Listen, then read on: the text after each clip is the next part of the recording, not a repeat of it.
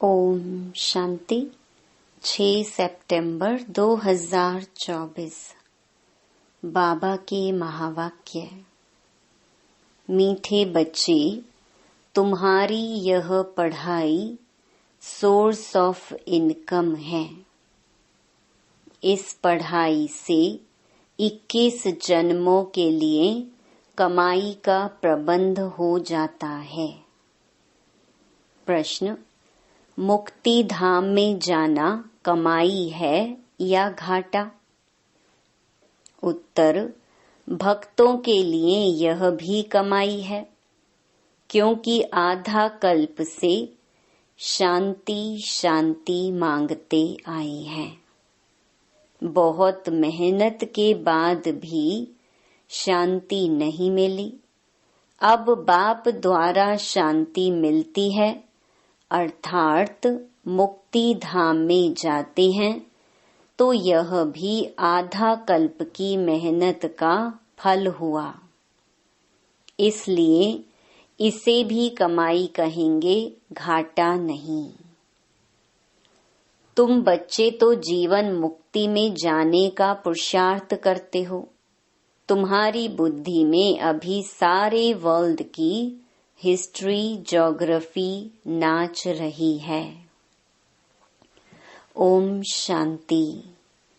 मीठे मीठे रूहानी बच्चों को रूहानी बाप ने यह तो समझाया है कि रूह ही सब कुछ समझती है।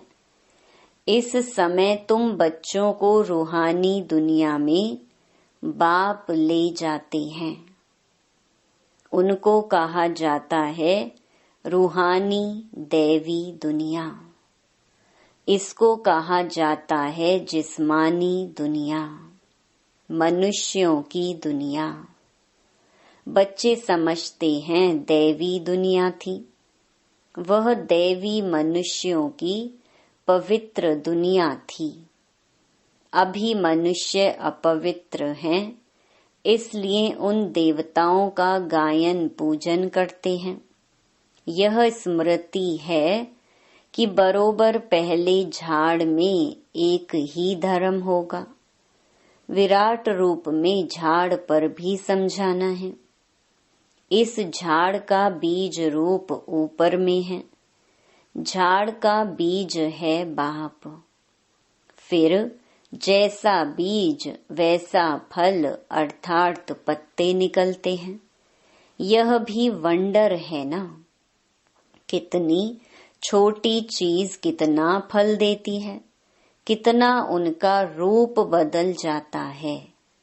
इस मनुष्य सृष्टि रूपी झाड़ को कोई नहीं जानता। इसको कहा जाता है कल्प वृक्ष। इसका बस गीता में ही वर्णन है। सब जानते हैं गीता ही नंबर 1 धर्म का शास्त्र है। शास्त्र भी नंबरवार तो होते हैं ना। कैसे नंबरवार धर्मों की स्थापना होती है, यह भी सिर्फ तुम ही समझते हो, और कोई में भी यह ज्ञान होता नहीं।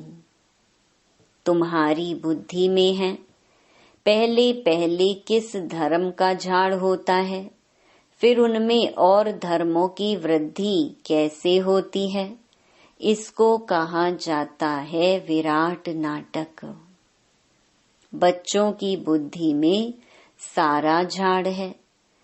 झाड़ की उत्पत्ति कैसे होती है, मुख्य बात है यह। देवी देवताओं का झाड़ अभी नहीं है, और सब टाल टालियां खड़ी हैं। बाकी आदि सनातन देवी देवता धर्म का फाउंडेशन है नहीं। यह भी गायन है।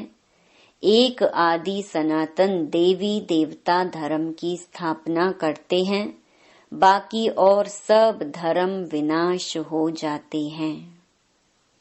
अभी तुम जानते हो कितना छोटा सा दैवी झाड़ होगा। फिर और सब इतने धर्म होंगे ही नहीं। झाड़ पहले छोटा होता है, फिर बड़ा होता जाता है। बढ़ते बढ़ते अभी कितना बड़ा हो गया है। अभी इनकी आयु पूरी होती है। इनसे बैनियन ट्री का मिसाल बहुत अच्छा समझाते हैं। यह भी गीता का ज्ञान है जो बाप तुम्हें सम्मुख बैठ सुनाते हैं, जिससे तुम राजाओं का राजा बनते हो। फिर भक्ति मार्ग में यह गीता शास्त्र आदि बनेंगे। यह अनादि ड्रामा बना हुआ है। फिर भी ऐसे ही होगा। फिर जो जो धर्म स्थापन होंगे उनका अपना शास्त्र होगा। सिख धर्म का अपना शास्त्र, क्रिश्चियन और बौद्धियों का अपना शास्त्र होगा। अभी तुम्हारी बुद्धि में सारे वर्ल्ड की हिस्ट्री, ज्योग्राफी नाच रही है। बुद्धि ज्ञान डांस कर रही है। तुम सारे झाड़ को जान गए हो। कैसे कैसे धर्म आते हैं, कैसे वृद्धि को पाते हैं। फिर अपना एक धर्म स्थापन होता है, बाकी खलास हो जाते हैं।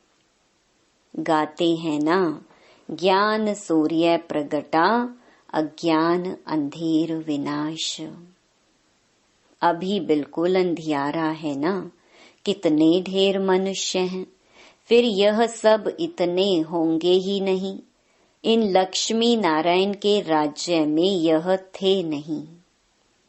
फिर एक धर्म स्थापन होना ही है। यह नॉलेज बाप ही आकर सुनाते हैं। तुम बच्चे कमाई के लिए कितनी नॉलेज आकर पढ़ते हो। बाप टीचर बनकर आते हैं तो आधा कल्प तुम्हारी कमाई का प्रबंध हो जाता है। तुम बहुत धनवान बन जाते हो। तुम जानते हो अभी हम पढ़ रहे हैं।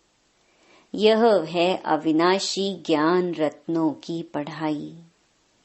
भक्ति को अविनाशी ज्ञान रतन नहीं कहेंगे। भक्ति में मनुष्य जो कुछ पढ़ते हैं उनसे घाटा ही होता है, रतन नहीं बनते।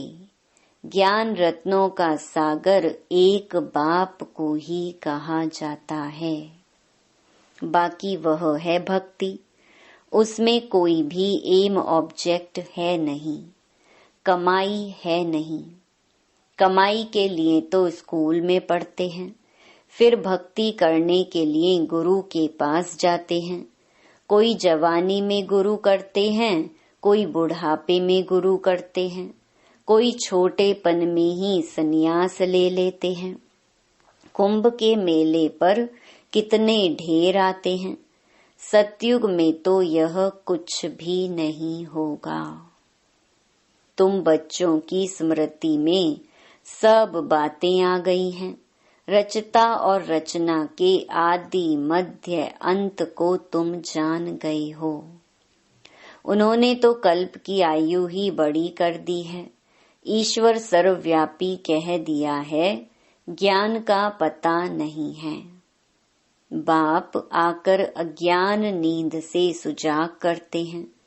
अभी तुमको ज्ञान की धारणा होती जाती है, बैटरी भरती जाती है। ज्ञान से है कमाई, भक्ति से है घाटा। टाइम पर जब घाटे का समय पूरा होता है तो फिर बाप कमाई कराने आते हैं। मुक्ति में जाना वह भी कमाई है। शांति तो सब मांगते रहते हैं। शांति देवा कहने से बुद्धि बाप तरफ चली जाती है। कहते हैं विश्व में शांति हो, परंतु वह कैसे होगी यह किसको भी पता नहीं है। शांति धाम, सुख धाम अलग होते हैं, यह भी नहीं जानते हैं। जो पहला नंबर है उनको भी कुछ पता नहीं था। अभी तुमको सारी नॉलेज है।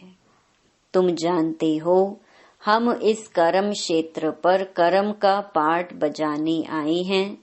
कहाँ से आए हैं? ब्रह्मलोक से, निराकारी दुनिया से आए हैं इस साकारी दुनिया में पाठ बजाने। हम आत्मा दूसरी जगह की रहने वाली हैं। यहाँ यह 5 तत्वों का शरीर रहता है। शरीर है तब हम बोल सकते हैं। हम चैतन्य पाठधारी हैं। अभी तुम ऐसे नहीं कहेंगे कि इस ड्रामा के आदि मध्य अंत को हम नहीं जानते हैं, आगे नहीं जानते थे। अपने बाप को, अपने घर को, अपने रूप को यथार्थ रीति नहीं जानते थे। अभी जानते हैं आत्मा कैसे पाठ बजाती रहती है। स्मृति आई है, पहले स्मृति नहीं थी।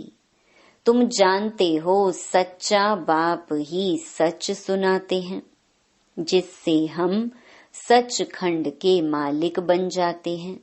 सच के ऊपर भी सुख मनी में है।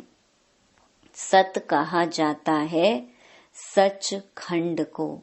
देवताएं सब सच बोलने वाले होते हैं। सच सिखलाने वाला है बाप। उनकी महिमा देखो कितनी है। गाई हुई महिमा तुमको काम में आती है। शिव बाबा की महिमा करते हैं। वही झाड़ के आदि मध्य अंत को जानते हैं। सच बाप सुनाते हैं तो तुम बच्चे सच्चे बन जाते हो। सच खंड भी बन जाता है। भारत सच खंड था। नंबर 1 ऊंच ते ऊंच तीर्थ भी यह है, क्योंकि सर्व की सद्गति करने वाला बाप भारत में ही आते हैं। एक धर्म की स्थापना होती है, बाकी सबका विनाश हो जाता है। बाप ने समझाया है सूक्ष्म वतन में कुछ है नहीं। यह सब साक्षात्कार होते हैं। भक्ति मार्ग में भी साक्षात्कार होता है। साक्षात्कार नहीं होता तो इतने मंदिर आदि कैसे बनते? पूजा क्यों होती? साक्षात्कार करते हैं, फील करते हैं, यह चैतन्य थे। बाप समझाते हैं भक्ति मार्ग में जो कुछ मंदिर आदि बनते हैं, जो तुमने सुना देखा है, वह सब रिपीट होगा। चक्र फिरता ही रहता है। ज्ञान और भक्ति का खेल बना हुआ है। हमेशा कहते हैं ज्ञान, भक्ति, वैराग्य, परंतु डिटेल कुछ नहीं जानते। बाप बैठ समझाते हैं ज्ञान है दिन, भक्ति है रात, वैराग्य है रात का, फिर दिन होता है। भक्ति में है दुख, इसलिए उसका वैराग्य। सुख का तो वैराग्य नहीं कहेंगे। संन्यास आदि भी दुख के कारण लेते हैं। समझते हैं पवित्रता में सुख है, इसलिए स्त्री को त्याग चले जाते हैं। आजकल तो धनवान भी बन गए हैं, क्योंकि संपत्ति बिगड़ तो सुख मिल न सके। माया वार कर जंगल से फिर शहर में ले आती है। विवेकानंद और रामकृष्ण भी 2 बड़े सन्यासी होकर गए हैं। सन्यास की ताकत रामकृष्ण में थी, बाकी भक्ति का समझाना करना वह विवेकानंद का था। दोनों की पुस्तकें हैं। पुस्तक जब लिखते हैं तो एकाग्र चित्त हो बैठ लिखते हैं। रामकृष्ण जब अपनी बायोग्राफी बैठ लिखते थे तो शिष्य को भी कहा तुम दूर जाकर बैठो। था बहुत तीखा कड़ा सन्यासी, नाम भी बहुत है। बाप ऐसे नहीं कहते कि स्त्री को माँ कहो, बाप तो कहते हैं उनको भी आत्मा समझो। आत्माएं तो सब भाई भाई हैं। सन्यासियों की बात अलग है। उसने स्त्री को माँ समझा, माँ की बैठ बढ़ाई की है। यह ज्ञान का रास्ता है। वैराग्य की बात अलग है। वैराग्य में आकर स्त्री को माँ समझा। माता अक्षर में क्रिमिनल आई नहीं होगी। बहन में भी क्रिमिनल दृष्टि जा सकती है। माता में कभी खराब ख्याल नहीं जाएंगे। बाप की बच्ची में भी क्रिमिनल दृष्टि जा सकती है। माँ में कभी नहीं जाएगी। सन्यासी स्त्री को माँ समझने लगा। उनके लिए ऐसे नहीं कहते कि दुनिया कैसे चलेगी, पैदाइश कैसे होगी। वह तो एक को वैराग्य आया, माँ कह दिया। उनकी महिमा देखो कितनी है। यहाँ बहन भाई कहने से भी बहुतों की दृष्टि जाती है। इसलिए बाबा कहते हैं भाई भाई समझो। यह है ज्ञान की बात, वह है एक की बात। यहाँ तो प्रजापिता ब्रह्मा की संतान ढेर भाई बहन है ना। बाप बैठ सब बातें समझाते हैं। यह भी तो शास्त्र आदि पढ़ा हुआ है। वह धर्म ही अलग है निवृत्ति मार्ग का, सिर्फ पुरुषों के लिए है। वह है हद का वैराग्य। तुमको तो सारी बेहद की दुनिया से वैराग्य है। संगम पर ही बाप आकर तुम्हें बेहद की बातें समझाते हैं। अभी इस पुरानी दुनिया से वैराग्य करना है। यह बहुत पतित छीछी दुनिया है। यहाँ शरीर पावन हो न सकी। आत्मा को नया शरीर सतयुग में ही मिल सकता है। भले यहाँ आत्मा पवित्र बनती है, परंतु शरीर फिर भी अपवित्र रहता है जब तक कर्मातीत अवस्था हो। सोने में खाद पड़ती है तो जेवर भी खाद वाला बनता है। खाद निकल जाए तो जेवर भी सच्चा बनेगा। इन लक्ष्मी नारायण की आत्मा और शरीर दोनों सतो प्रधान हैं। तुम्हारी आत्मा और शरीर दोनों ही तमो प्रधान काले हैं। आत्मा काम चिता पर बैठ काली बन गई है। बाप कहते हैं फिर हम आकर सांवरे से गोरा बनाते हैं। यह ज्ञान की सारी बात है। बाकी पानी आदि की तो बात नहीं। सब काम चिता पर बैठ पतित बन पड़े हैं। इसलिए राखी बंधवाई जाती है कि पावन बनने की प्रतिज्ञा करो। बाप कहते हैं हम आत्माओं से बात करते हैं। मैं आत्माओं का बाप हूँ जिसको तुम याद करते आए हो। बाबा आओ हमको सुख धाम में ले चलो, दुख हरो। कलयुग में होते हैं अपार दुख। बाप समझाते हैं तुम काम चिता पर बैठ काले तमो प्रधान हो गए हो। अब मैं आया हूँ। काम चिता से उतार ज्ञान चिता पर बिठाने के लिए। अब पवित्र बन स्वर्ग में चलना है। बाप को याद करना है। बाप कशिश करते हैं। बाबा के पास युगल आते हैं। एक को कशिश होती है, दूसरे को नहीं होती। पुरुष ने फट से कह दिया हम इस अंतिम जन्म में पवित्र रहेंगे, काम चिता पर नहीं चढ़ेंगे। ऐसे नहीं कि निश्चय हो गया। निश्चय अगर होता तो बेहद बाप को पत्र लिखते, कनेक्शन में रहते।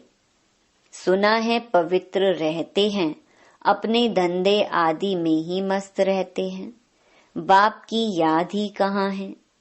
ऐसे बाप को तो बहुत याद करना चाहिए।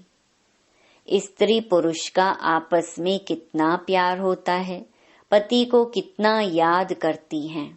बेहद के बाप को तो सबसे जास्ती याद करना चाहिए। गायन भी है ना, प्यार करो चाहे ठुकराओ, हम हाथ कभी नहीं छोड़ेंगे। ऐसे नहीं यहाँ आकर रहना है, वह तो फिर सन्यास हो गया। घर बार छोड़ यहाँ आकर रहें, तुमको तो कहा जाता है गृहस्थ व्यवहार में रहते पवित्र बनो। यह पहले तो भट्ठी बननी थी, जिससे इतने तैयार हो निकले। उनका भी बहुत अच्छा वृतांत है। जो बाप का बनकर अंदर यज्ञ में रह करके रूहानी सर्विस नहीं करते, वह जाकर दास दासियां बनते हैं। फिर पिछाड़ी में नंबरवार पुरुषार्थ अनुसार ताज मिल जाता है। उन्हों का भी घराना होता है, प्रजा में नहीं आ सकते। कोई बाहर का आए अंदर वाला नहीं बन सकता। वल्लभाचारी बाहर वालों को कभी अंदर आने नहीं देते हैं। यह सब समझने की बातें हैं। ज्ञान है सेकंड का, फिर बाप को ज्ञान का सागर क्यों कहा जाता है? समझाते ही रहते हैं, पिछाड़ी तक समझाते ही रहेंगे। जब राजधानी स्थापन हो जाएगी, तुम कर्मातीत अवस्था में आ जाएंगे, फिर ज्ञान पूरा हो जाएगा। है सेकंड की बात, परंतु फिर समझाना पड़ता है। हद के बाप से हद का वर्षा, बेहद का बाप विश्व का मालिक बना देते हैं। तुम सुख धाम में जाएंगे तो बाकी सब शांति धाम में चले जाएंगे। वहाँ तो है ही सुख। यह तो खातिरी है, बाप आए हैं, हम नई दुनिया के मालिक बन रहे हैं राजयोग की पढ़ाई से। अच्छा, मीठे मीठे सिकिलधे बच्चों प्रति मात पिता बाप दादा का याद प्यार और गुड मॉर्निंग। रूहानी बाप की रूहानी बच्चों को नमस्ते। धारणा के लिए मुख्य सार। पहला, इस पतित छीछी दुनिया से बेहद का वैराग्य रख आत्मा को पावन बनाने का पूरा पुरुषार्थ करना है। एक बाप की ही कशिश में रहना है। दूसरा, ज्ञान की धारणा से अपनी बैटरी भरनी है। ज्ञान रत्नों से स्वयं को धनवान बनाना है। अभी कमाई का समय है, इसलिए घाटे से बचना है। वरदान, ज्ञान रत्नों को धारण कर व्यर्थ को समाप्त करने वाले होली हंस भव। होली हंस की दो विशेषताएं हैं। एक है ज्ञान रतन चुगना और दूसरा निर्णय शक्ति द्वारा दूध और पानी को अलग करना। दूध और पानी का अर्थ है समर्थ और व्यर्थ का निर्णय। व्यर्थ को पानी के समान कहते हैं और समर्थ को दूध समान। तो व्यर्थ को समाप्त करना अर्थात होली हंस बनना। हर समय बुद्धि में ज्ञान रतन चलते रहे, मनन चलता रहे तो रत्नों से भरपूर हो जाएंगे। स्लोगन, सदा अपने श्रेष्ठ पोजीशन में स्थित रहे, अपोजिशन को समाप्त करने वाले ही विजयी आत्मा हैं। ओम शांति।